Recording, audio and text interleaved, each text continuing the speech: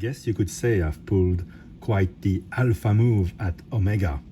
Just one day after acquiring the Seamaster Aquaterra World Timer in green, I get to add to my collection the sumptuous Diver 300M James Bond 60th anniversary.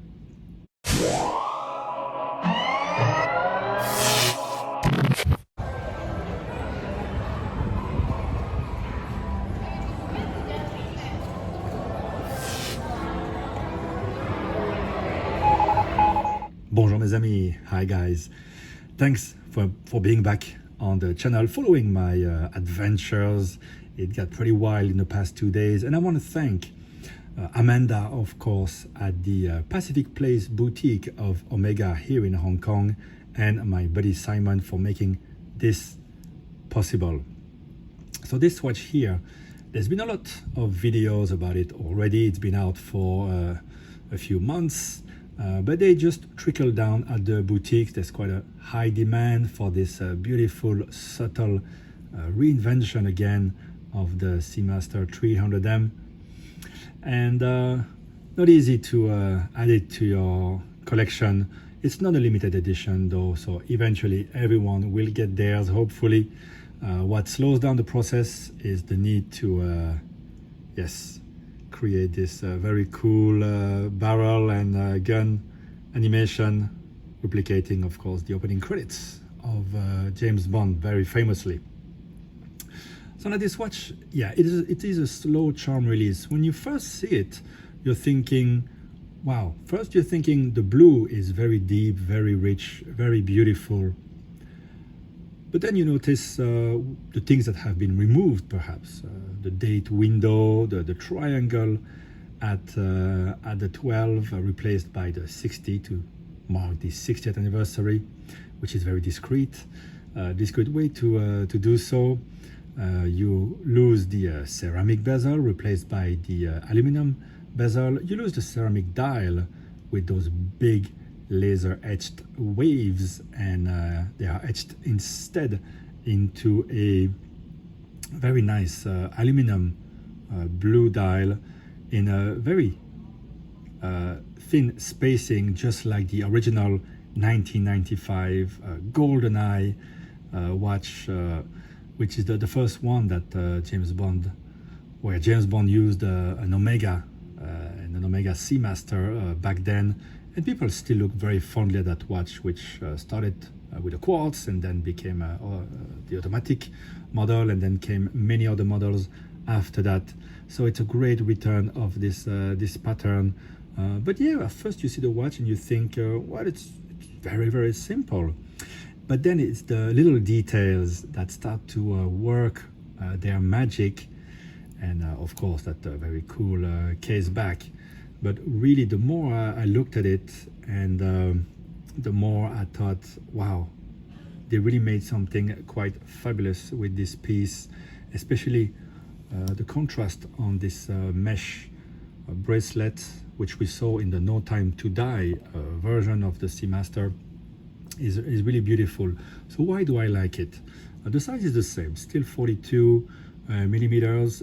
It's 0.7 millimeters thicker than the regular version, because the case back is not screwed down. It's held by 7, of course, screws to be able to have a flat display for this very cool mini complication linked to the seconds hand movement. Now, I've mentioned already the 60 here, which is loomed in green, just like the minute hand, while the rest will be loomed in blue. I hope you can capture some of it right here. There you go. You have the lollipop seconds hand all the way at the end, which I like a lot, with a mini lollipop there, mini bubble there on the counterbalance. The sapphire is quite dramatically domed to replicate a Hesalite, I suppose, and notice how it distorts the waves at the bottom of the dial. I really love this effect, especially from the top.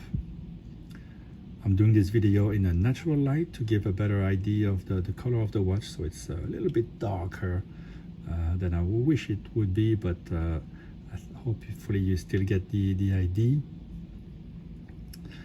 What really pares down the volume that you get and might not like with the standard big bracelet that doesn't taper is the fact that you don't have an end link here, and it really helps making this watch a lot more wearable, and you immediately notice that it is lighter, just feels a bit better on the wrist. This one is 156 grams all together. Lug spacing 20 millimeters, lug to lug just under 50, and it's of course true to size due to the construction here of the bracelet. The watch of course is in steel, and the water resistance 300 meters, thus the name. You still have the helium escape valve. All that is the same. Sizing is very easy with this deploy and clasp. I'll show you in a minute. And of course, at the back, you have the animation. Sort of 1, 2, 3, 4 different pictures. Depends a bit how you angle it, and the camera doesn't really render it the same way as you'll see it in person. I think some people were slightly underwhelmed, not really understanding how complicated it was actually to realize this animation, that the spiral doesn't move. I think there's a disc underneath. It's called the moire effect, and linked to the Lollipop seconds hand.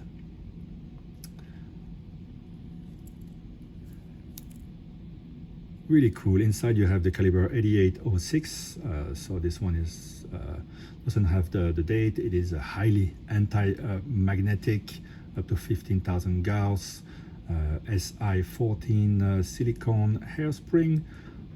Of course, this one has 55 hours of power reserve.